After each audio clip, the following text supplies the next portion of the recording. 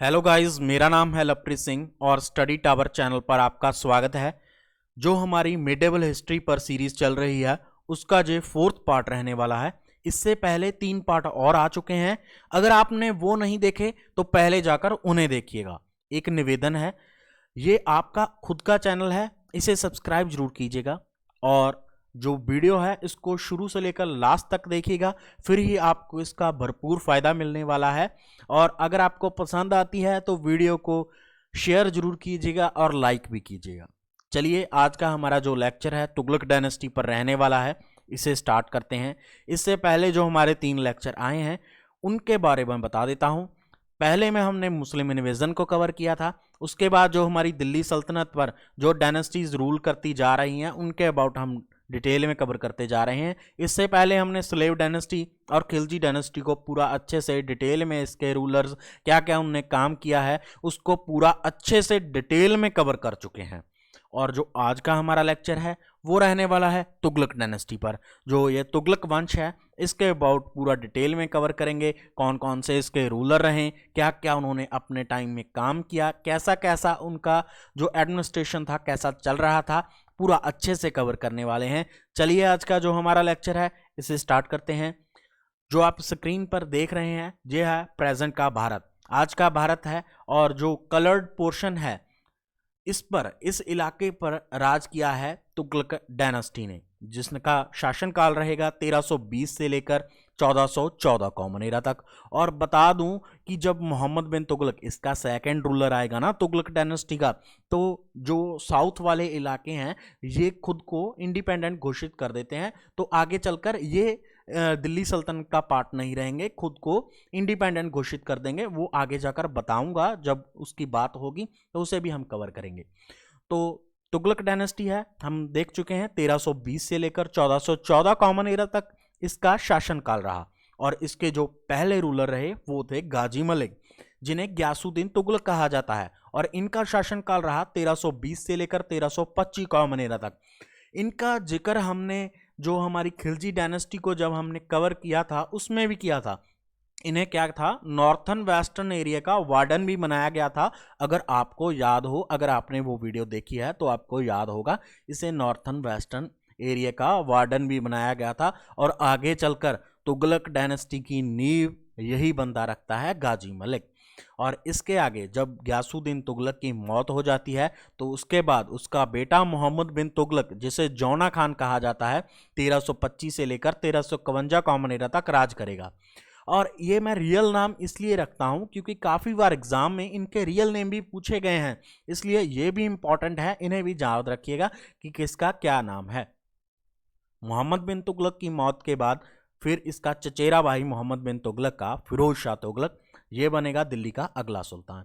इसके बाद इतने जो कैपेबल रूलर नहीं हैं, इसलिए उनके अबाउट हम कवर तो करेंगे, पर अच्छे से जो हमारा फोकस रहने वाला है वो इन 3 पर रहने वाला है, ग्यासुद्दीन तुगलक पर। फिर उसके बाद हम मोहम्मद बिन तुगलक को पूरा अच्छे से डिटेल में कवर करेंगे। उसके बाद हम देखेंगे फिरोज शाह तुगलक को, और उसके बाद कैसे इस तुगलक डायनेस्टी का अंत भी हुआ वो भी हम देखने वाले हैं। चलिए, हम स्टार्ट करते हैं ग्यासुद्दीन तुगलक को। स्क्रीन पर देख पा रहे होंगे, यह है ग्यासुद्दीन तुगलक, जिसका शासनकाल रहा 1320 से लेकर 1325 कॉमन एरा तक। और इसे ही फाउंडर माना जाता है तुगलक डायनेस्टी का। और ये पहला सुल्तान है जिसने स्लेयर ऑफ इनफिडल्स का टाइटल लिया। स्लेयर ऑफ इनफिडल्स मींस काफिरों का कातिल, काफिरों के कातिल का टैग लेने वाला ये पहला सुल्तान बना दिल्ली का। और इसने तुगलकाबाद फोर्ट बनाया दिल्ली के नियर, ठीक है। ये भी काफ़ी स्ट्रॉन्ग जो फोर्ट था इसके द्वारा बनाया गया था। और इसने इरिगेशन के वर्क्स भी यहाँ से स्टार्ट होते हैं, ठीक है। ग्यासुद्दीन तुगलक के पीरियड से जो इरिगेशन, सिंचाई के जो काम है इसके पीरियड में होने स्टार्ट होते हैं। और आगे जाकर भी देखेंगे जो सिंचाई के बहुत ज़्यादा काम है, जो इसके सिंचाई के क्षेत्र में जो क्रांति आई है वो किस रूलर के शासनकाल में आई, वो भी हम रूलर आगे जाकर देखने वाले हैं। और इसकी जो डेथ है, ठीक है, वो कैसे होती है, जो वुडन का स्ट्रक्चर है ये कहीं से जीत कर आ रहा होता है, कोई जो जीत कर आ रहा होता है, और इसके स्वागत में वुडन स्ट्रक्चर का एक पैलेस बनाया जाता है जो इसके ऊपर गिर जाता है, जिसके तहत गयासुद्दीन तुगलक की मौत हो जाती है। और कुछ स्कॉलरों का तो ये भी कहना है कि गयासुद्दीन की मौत हुई वो एक साजिश के तहत हुई थी। जो इसका बेटा था जौना खान मोहम्मद बिन तुगलक, उसने ही ये साजिश रची थी। ये कहा जाता है कि इसने जो वुडन का जो ये स्ट्रक्चर वाला पैलेस था ये इसी ने बनवाया था और इसी ने ही साजिश रची थी मरवाने की, क्योंकि गयासुद्दीन तुगलक ने ये ठान लिया था कि उसका एक और नदर बेटा है कि उसे जो सुल्तान है उसे घोषित करेगा। इसके तहत जो गयासुद्दीन तुगलक है कि उसको साजिश करके मरवाया जाता है। ये कुछ स्कॉलरों का ये भी कहना है।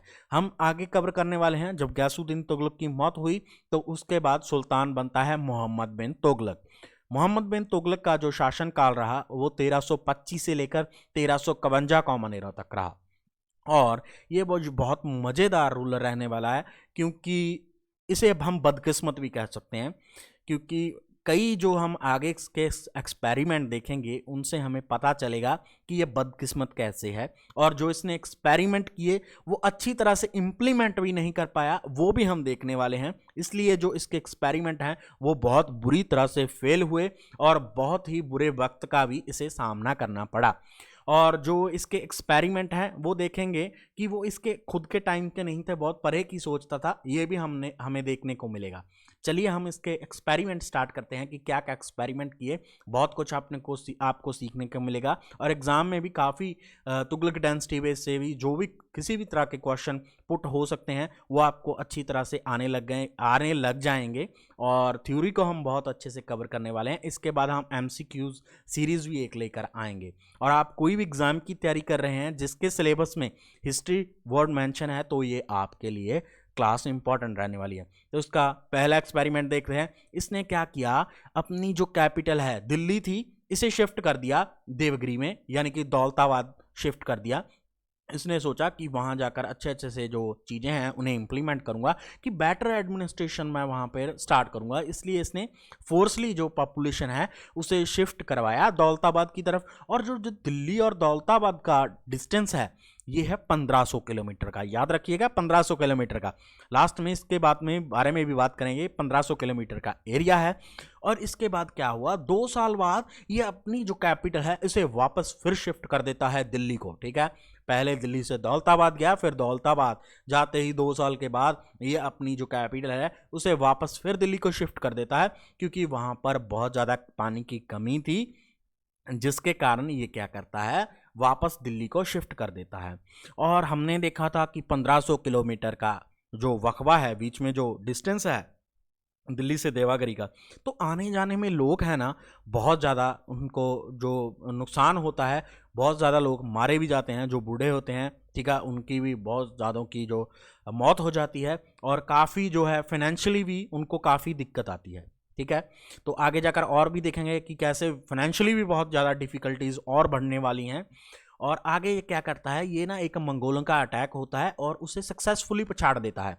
तो इसके बाद ये सोचता है कि ये एक ह्यूज आर्मी ऑर्गेनाइज्ड करे और ये इराक और खुरासन के इलाकों को भी ऑक्यूपाई करने का प्लान बनाता है। तो ये क्या करता है, ह्यूज आर्मी को ऑर्गेनाइज करने की सोच रहा है, तो कर लेता है, पर बाद में आगे जाकर इसे कैंसिल भी कर देता है, क्योंकि इराक के जो हैं जो वहाँ का इलाका है वो इम्प्रूव करने लग जाता है। ठीक है, कोई हमला नहीं होता। उसके बाद जो फिर आर्मी को कैंसिल करने की सोच देता है और आर्मी को 1 साल तक क्या करना पड़ जाता है, इसको एक्स्ट्रा पेड करना पड़ जाता है, जिसके कारण अब इसकी फाइनेंशियल डिफ़िकल्टीज बढ़ने वाली हैं। अब देखिए फाइनेंशियल डिफ़िकल्टीज आ गई हैं क्योंकि जेबें खाली हैं। अब इसे पैसा भी तो आना चाहिए, कि अब राजकोष खाली हो रहा है उसको भरना भी तो है, कि उसको कैसे भरा जाए। तो इसने और तकरीब लगाई। तो क्या है, जो आप स्क्रीन पर देख पा रहे होंगे, ये है यमुना और गंगा के बीच का जो इलाका है। यहाँ के जो फार्मर हैं उन पर क्या करता है, लैंड रेवेन्यू को इंक्रीज कर देता है।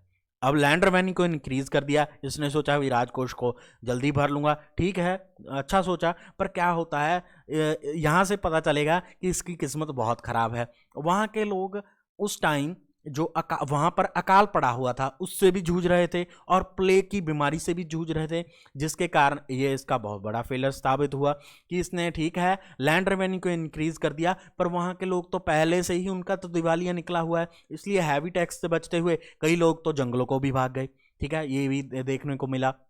और इसके बाद किया क्या, इसने सोचा अब और एक तकरीब निकाली। इसने क्या किया, आइडियल यानी कि आइडिया निकाला टोकन करेंसी का। ये टोकन करेंसी क्या थी, ये कॉपर और ब्रास की बनी होती थी टोकन करेंसी, और इसकी वैल्यू इसने रख दी कि ये गोल्ड और सिल्वर के बराबर कर दी कि इसके बराबर है भाई। इसकी जो टोकन करेंसी चलाई कॉपर की, तो इसकी जो वैल्यू है वो गोल्ड और सिल्वर कॉइन्स की है।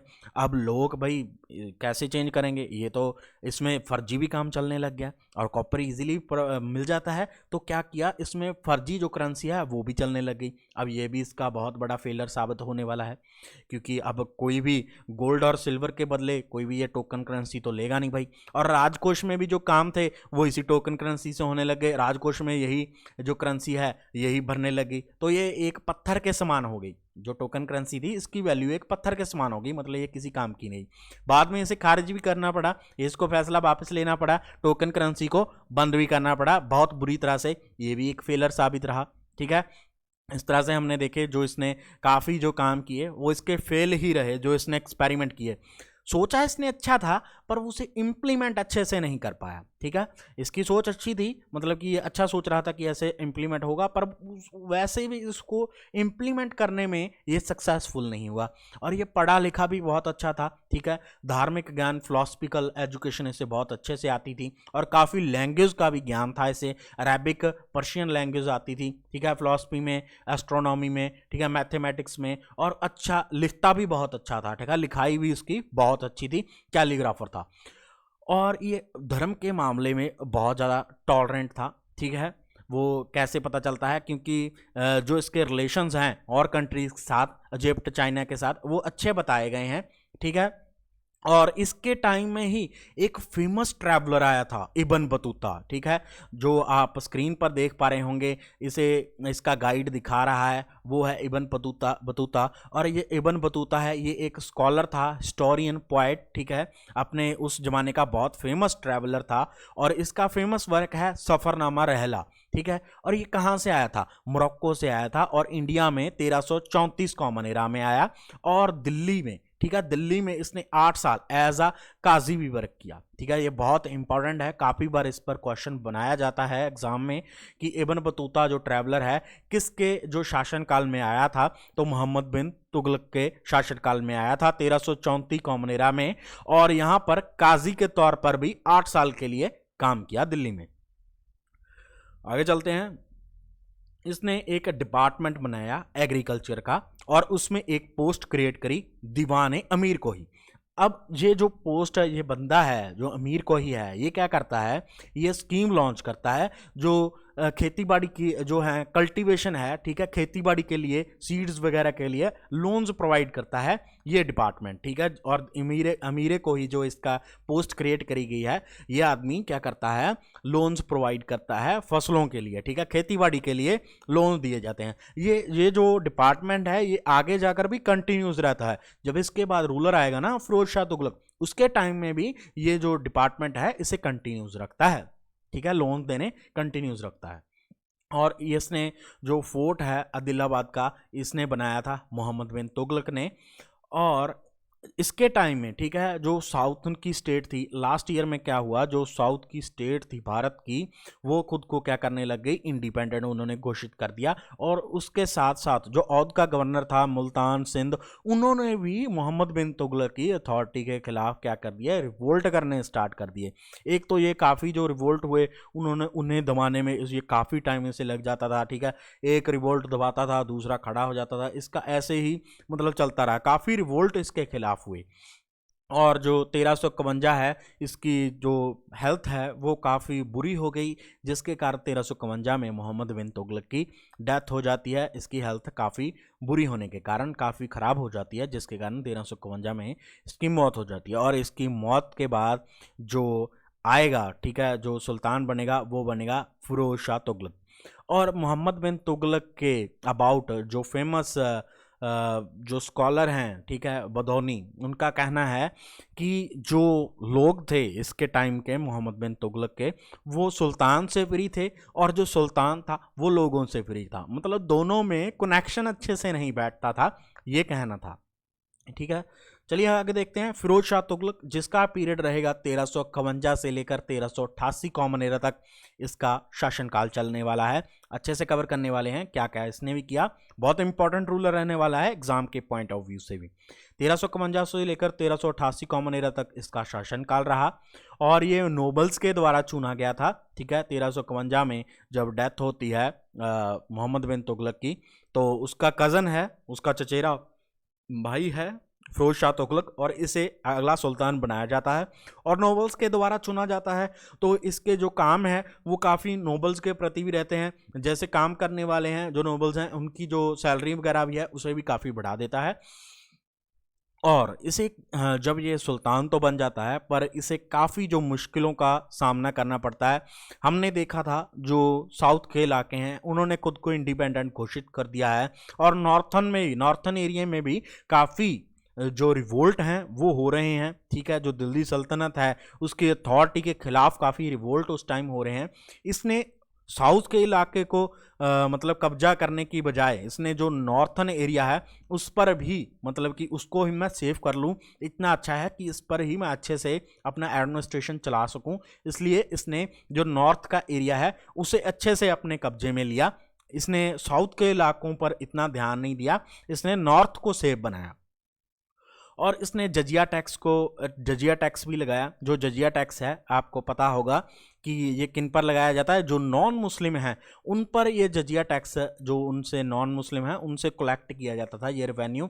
इनका भी जैसे हमने देखा ना, जैसे इक्ता सिस्टम था वो रेवेन्यू कलेक्ट करते थे, वैसे ही ये जो जजिया टैक्स है इसको कलेक्ट करने के लिए आदमी पर्सन एक लगाया जाता था, जो नॉन मुस्लिम है उनसे ये टैक्स कलेक्ट किया जाता था।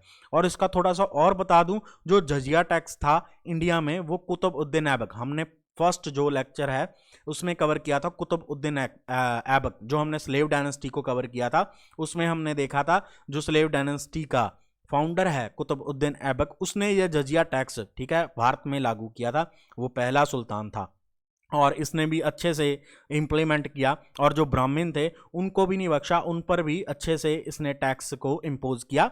और ये हिंदुओं को सेकंड ग्रेड के सिटीजन मानता था।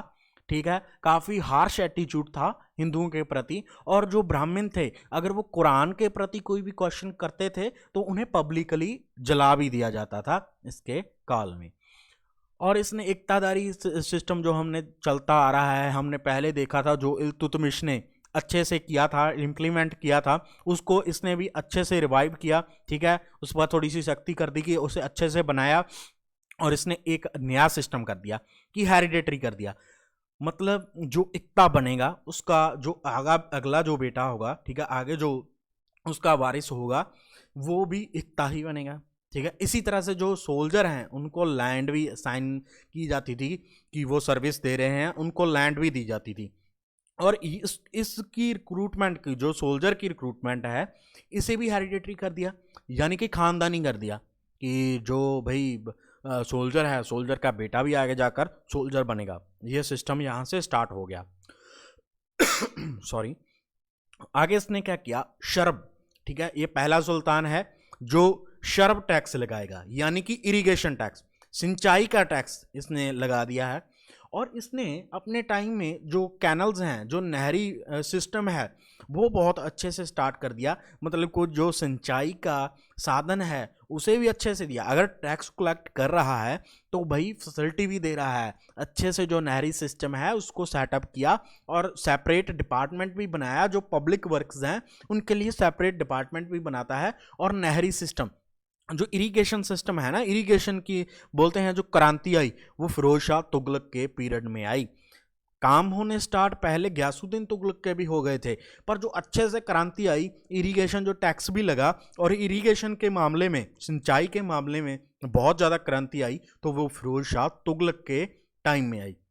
सिरसा से हांसी भी कैनल बनाई और सतलुज से हांसी तक नहर बनाई, फिर यमुना हिसार का है वहाँ तक बनाई, ठीक है। इस तरह से कैनल जो सिंचाई का काम है उसमें भी काफ़ी इसका बहुत बड़ा योगदान रहा है इतिहास में। और इसने दो जो कॉइन्स है उन्हें इंट्रोड्यूस किया, जिसमें एक में 50% जितल था और एक में 23% जितल था। जो जो ये दो कॉइन्स हैं इन्हें इंट्रोड्यूस किया गया था फिरोज शाह तुगलक के द्वारा।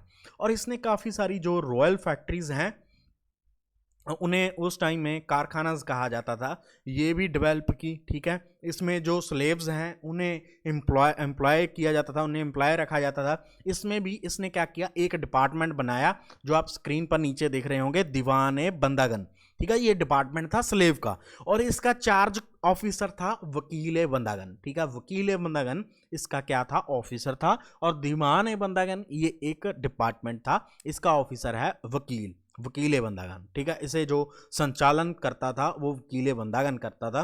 और ये वकील बंदागन क्या करता था, जब कोई युद्ध वगैरह होता था उससे जो सोल्जर्स हैं जो या यंग पर्सन्स हैं जिन्हें कैप्चर किया जाता था उन्हें ही ये मतलब एक तरह से एम्प्लॉय कर देता था इन कारखानों में, उनसे काम लिया जाता था, ठीक है। तो ये थी रॉयल फैक्ट्रीज भी चालू की गई, उनका भी मतलब डेवलपमेंट है अच्छे से हुई इस पीरियड में।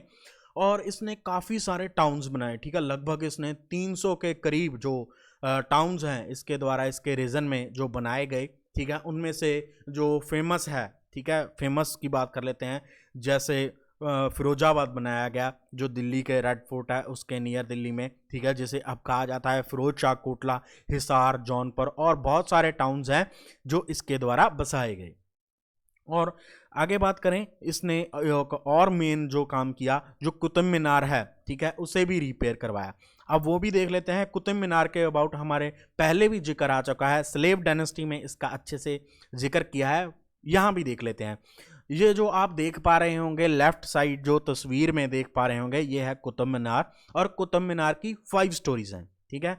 5 इसकी हम कह रहे हैं मंजिलें हैं, 5 स्टोरीज हैं। और इसकी जो पहली स्टोरी है, ठीक है, वो देख लेते हैं। जो पहली स्टोरी है इसकी कंस्ट्रक्शन स्टार्ट की थी कुतुबउद्दीन ऐबक ने, जो स्लेव डायनेस्टी का फाउंडर है। उसने क्या की, उसने इसकी मतलब कि कंस्ट्रक्शन स्टार्ट करवाई, ठीक है। ये बता देता हूँ, जैसे ये पहली स्टोरी है, इसको जो स्लेव डायनेस्टी के फाउंडर हैं, ठीक है, कुतुबउद्दीन ऐबक, उसने क्या किया, इसकी कंस्ट्रक्शन स्टार्ट करवा दी। पर वो 1210 में हमने देखा था वो मर जाता है। उसके बाद उसका जो सक्सेसर जो आता है इल्तुतमिश, ठीक है, इल्तुतमिश इसकी कंस्ट्रक्शन को मतलब कि कंस्ट्रक्शन है कंप्लीट करवाता है। और इसके ऊपर जो अगली 3 स्टोरीज हैं, ठीक है, इन्हें भी बिल्ड करवाया जाता है इल्तुतमिश के द्वारा, ठीक है, उसके द्वारा इसकी भी कंस्ट्रक्शन करवाई जाती है। और जब फिरोज शाह का, ठीक है, जब फिरोज शाह का पीरियड आता है तो क्या आता है, उसके रीजन में आ जाता है अर्थक्वेक। जब अर्थक्वेक इसके रीजन में आया तो जो ये मंजिल थी ना, इसको काफ़ी क्षति पहुंची, इसका काफ़ी जो है नुकसान हो गया, ठीक है। जब इसका नुकसान हो गया तो इसे रिपेयर करवाया गया फिरोज शाह तुगलक के द्वारा, ठीक है। फिरोज शाह तुगलक ने इसे रिपेयर करवाया। और एक और भी, ठीक है, जो 5th स्टोरी है ये भी इसके द्वारा ही कंस्ट्रक्ट करवाएगी फिरोज शाह तुगलक के द्वारा। इसलिए कह सकते हैं ये 2 मंजिलें हैं जो फिरोज शाह तुगलक को क्रेडिट जाता है, इसकी रिपेयर करवाई। और ये जो न्यू है इसे किसने करवाया, फिरोज शाह ने। एक बार लिख देता हूं, ठीक है, क्यू से कुतुबउद्दीन ऐबक, ठीक है, क्यू ए लिख देता हूं, कुतुबउद्दीन ऐबक। और ये जो नेक्स्ट 3 है ये आती हैं इल्तुतमिश, जो इसका आगे जाकर स्लेव डायनेस्टी का सक्सेसर रहने वाला है। और तुगलक डायनेस्टी में ये 4th का है, इसका रिपेयर करवाया गया। और ये जो नई है ये नई भी ऐड की गई, ठीक है। आगे चलते हैं। आगे जो अशोकन पिलर हैं, ठीक है, इसे भी जो तपारा है और मेरठ है वहां से लाए गए, ठीक है। जो तस्वीर है इसमें आप देख पा रहे होंगे ये जो अशोकन पिलर हैं इन्हें कहाँ से लाया गया, तोपारा और मेरठ से दिल्ली में लाया गया और यहाँ पे इसे स्थापित किया गया, ठीक है। ये भी इंपॉर्टेंट है, फिरोज शाह तुगलक के शासनकाल में ये घटना हुई है कि इन्हें वहाँ से लाया गया मेरठ और तपारा से, और दिल्ली में इन्हें लगाया गया, स्थापित किया गया। और इसने न्यू जो डिपार्टमेंट हैं वो भी क्रिएट किए, जैसे डिपार्टमेंट ऑफ चैरिटी, दारुल शफा। इनके अबाउट भी थोड़ा सा देख लेते हैं। जैसे दीवाने खैरत, दीवाने खैरत में क्या होता था, इसमें जो अनाथ हो गए हैं या फिर जो विधवा औरतें होती थी, ठीक है, जो विधवा होती थी उनके लिए ये दीवाने खैरत बनाया गया था, उनकी टेक केयर करता था। और जैसे मुस्लिम जो लड़कियां होती थी उनके भी जैसे एक तरह से मैरिज ब्यूरो का भी काम करता था ये दीवाने खैरत। ठीक है, याद रखिएगा जो ये बनाया गया है ये डिपार्टमेंट, ये क्या काम करता है। और ये दारुल सफ़ा जो देखा है ये फ्री हॉस्पिटल था, यानी कि ये चिकित्सा था, यहाँ पे लोगों का जो हेल्थ है उसका इलाज फ्री में किया जाता था, ये जो दारुल सफ़ा हम देख रहे हैं। और इसके टाइम में जो फेमस स्कॉलर्स हैं, इसका टाइम का बरानी, ठीक है, वैसे इसके इससे टाइम के पहले का भी था, क्योंकि इसने काफ़ी जो चीज़ों का है पहले का भी जिक्र किया है, जैसे तारीख़ फिरोज शाही जो इसका वर्क है बरानी का। ठीक है, तो ये बरानी का इसने क्या लिखा है, तरीक़े फिरोज शाही को लिखा है, जिसमें इसने वर्णन किया है गयासुद्दीन बलबन, जो हमने स्लेव डायनेस्टी का गयासुद्दीन बलबन है कवर किया है, उसके भी पीरियड का जो इसने जिक्र किया है। और जो फिरोज शाह तुगलक के पहले 6 साल हैं उसके राज के, उसका भी वर्णन किया है। ठीक है, और फतवाए जहांगीरी, इसके 2 फेमस वर्क हैं, तारीख फिरोज शाही और फतवाए जहांगीरी, ये इंपॉर्टेंट है। और जो फिरोज शाह तुगलक है इसने खुद भी लिखा है फतवाए फिरोज शाही, ये भी इसका खुद का वर्क है फिरोज शाह तुगलक का, इसे भी याद रखिएगा। और 1388 में आकर जो है फिरोज शाह तुगलक की मौत हो जाती है। इसके मौत होने के बाद जब 1388 कॉमन एरा में फिरोज शाह तुगलक की मौत हो गई है, तो उसके बाद फिर स्ट्रगल स्टार्ट हो जा रही है, किनके बीच में, सुल्तान और नोबल्स के बीच में। ये हमने पहले भी देखा है, ये पहले भी हम देख चुके हैं कि कैसे नोबल्स और सुल्तान के बीच हमने क्या देखा था, पावर की जो बात थी, पावर की जो स्ट्रगल देखी थी, जो ये हम पहले भी देख चुके हैं। अब ये फिर स्टार्ट हो जाती है भाई, जो सुल्तान है और नोबल्स हैं उनके बीच पावर का फिर खेल शुरू हो जाता है कि हमारी पावर ज़्यादा है, और सुल्तान की बोलता है कि मेरी पावर ज़्यादा है। ठीक है, मतलब सुल्तान इतने कैपेबल नहीं होते। आगे देखते हैं, आगे चलकर जो जब फिरोज शाह तुगलक की मौत हो जाती है उसके बाद मोहम्मद खान बनता है, इतना कैपेबल नहीं है। फिर गयासुद्दीन तुगलक शाह दूसरा बनता है, ये भी इतना कैपेबल नहीं है। अबू बकर बनता है, फिर नसरुद्दीन मोहम्मद बनता है। इसका जिक्र इसलिए ज़रूरी है क्योंकि इसके काल में ही तैमूर का जो हमला होता है भारत पर, ठीक है, इसलिए इसे कवर करना जरूरी है। इसे देखते हैं, जब काफ़ी साल चलते जाते हैं, ठीक है, काफ़ी जो रियासतें हैं वो खुद को इंडिपेंडेंट घोषित कर देती हैं, क्योंकि इतना तो कोई अच्छे से जो रूलर हैं जो अच्छी तरह से अपना शासनकाल चला सके, इतना कोई कैपेबल रूलर आता ही नहीं है। इसलिए जो काफ़ी जो क्षेत्र हैं वो खुद को क्या कर देते हैं, इंडिपेंडेंट घोषित कर देते हैं। और जो तैमूर है, ठीक है, जो सेंट्रल एशिया का मंगोलों का लीडर है, ठीक है, जो ये लीडर है, ये क्या करता है, ये इन्वेड करता है इंडिया को, कितने में, 1398 कॉमन इरा में ये भारत पर हमला करता है। और ये बहुत, इसके हमले से भारत की जो हालत है वो बहुत बुरी हो जाएगी, जो सिचुएशन है बहुत बुरी हो जाती है। क्योंकि देखिए, जब ये दिल्ली में एंटर करता है तो इसके सामने अपोज करने वाला तो कोई है ही नहीं, इतना कोई कैपेबल रूलर तो है ही नहीं कि इसका सामना कर सके तैमूर का। ठीक है, तो ये दिल्ली को कितने 3 दिन में ही कैप्चर कर लेता है और बहुत सारे लोगों को मार देता है। जो कत्लेआम है बहुत ज़्यादा मचाता है। ठीक है, और जो लूट है वो अलग से, जो धन दौलत की जो लूट मचाता है वो अलग से है, बहुत जो लूट करता है। ठीक है, जब ये 1399 में वापस जाने लगता है इंडिया से, तो ये क्या करता है, जो खिजर खान है, ठीक है, जो शायद डायनेस्टी आगे देखेंगे, इतनी इंपॉर्टेंट तो नहीं है, जो खिजर खान है इसे क्या गवर्नर नियुक्त कर जाता है यहाँ का। और यही क्या करता है, जो दौलत खान है, जो तुगलक डायनेस्टी है, ठीक है, इसके बाद जो दौलत खान आता है उसको खिजर खान के द्वारा डिफीट कर दिया जाता है। इसके बाद शायद डायनेस्टी आएगी जो दिल्ली है, दिल्ली पर कब्जा कर लेगी और दिल्ली पर जो राज होगा इसके बाद शायद डायनेस्टी का होगा। उसके बाद लोधी डायनेस्टी, इन दोनों पर अगला लेक्चर आएगा, शायद और लोधी डायनेस्टी पर, उसको अच्छे से कवर करेंगे। ऐसे इस तरह जो तुगलक डायनेस्टी है इसका खात्मा हो जाता है जब तैमूर का इन्वेजन होता है, तैमूर का भारत पर हमला होता है। इस तरह से तुगलक डायनेस्टी का यहाँ पर खात्मा हो जाता है। इसके बाद जो शायद डायनेस्टी आएगी और लोधी डायनेस्टी आएगी उसको अच्छे से कवर करेंगे, पूरा डिटेल में कवर करेंगे। इस जो लेक्चर का आपको पीडीएफ है फ्री ऑफ कॉस्ट। देखिए, हमारा जो चैनल है जब तक चलेगा हम कोई भी इसमें पेड फूड कुछ नहीं रखेंगे। जो आपको पीडीएफ है, ठीक है, मेरे द्वारा बनाया गया, खुद ही मैं सब कुछ टाइप वगैरह करता हूँ और ये आपको फ्री ऑफ कॉस्ट मिलेगा। ठीक है, टेलीग्राम ग्रुप पर आपको मिल जाएगा। टेलीग्राम पर हमारा चैनल बना हुआ है, वहां जाकर आप मुझसे ज्वाइन हो सकते हैं। इसका जो लिंक है वो मैं डिस्क्रिप्शन बॉक्स में प्रोवाइड कर दूंगा। और आप मुझको फेसबुक पर भी ज्वाइन कर सकते हैं। फेसबुक पर भी हमारे इस चैनल का क्या है, पेज बना हुआ है, वहां पर जाकर भी आप फॉलो कर सकते हैं अपडेट वगैरह के लिए। ठीक है, चलिए आप कमेंट में जरूर बताइए, ठीक है, आपको ये लेक्चर कैसा लगा, कमेंट में जरूर जिक्र कीजिएगा।